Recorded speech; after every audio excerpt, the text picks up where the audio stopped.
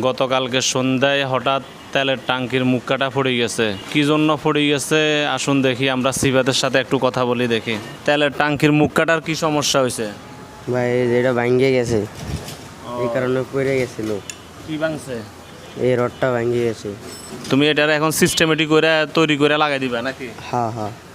তো প্রিয় বন্ধুরা, বিশেষ করে তেলের টাঙ্কির মুখ কাটা খুবই ইম্পর্টেন্ট, কেননা তেলের টাঙ্কির মুখ কাটা যদি না থাকে তাহলে যে কোনো মুহূর্তে গাড়ি পার্কিং থেকে টোকাই চোকাই এরা তেলের টাঙ্কির মুখ কাটা নিয়ে যাবে, আর নিয়ে গেলে তখন ফের আরও বাড়ি যাবে। সিফাতের ওস্তাদ সহকারে কাজটাকে ধরে অতি দ্রুত আমাকে বিদায় দেওয়ার জন্য খুবই চেষ্টা করতেছে, কেননা এখন বাজে 11টা, 12টা বাজে আমার যাত্রী নেমবে, হজ যাত্রী, তাদেরকে নিয়ে নোয়াখালী যাওয়া লাগবে। মুখ কাটার বাইরের সাইডের রংটা যাতে করে না উঠে এজন্য সে পানি দিয়ে অনেক চেষ্টা করতেছে। সাধারণত হে এত সকাল সকাল গ্যারেজে আসে না। ফোন দিয়ে বললাম মুসলিম ভাই দ্রুত আসেন, ছোট্ট একটা কাজ আছে, আমি আবার ঢাকার বাইরে চলে যাব। মুসলিম ভাইয়ের কাজগুলা খুবই সুন্দর হয়, দেখতে পাচ্ছেন প্রায় কাজ একবারে শেষ প্রান্তে। মাশাআল্লাহ, কাজের ফিনিশিংটা অনেক সুন্দর। সবাইকে ধন্যবাদ। আল্লাহ হাফেজ। আসসালামু আলাইকুম ওয়া রাহমাতুল্লাহ।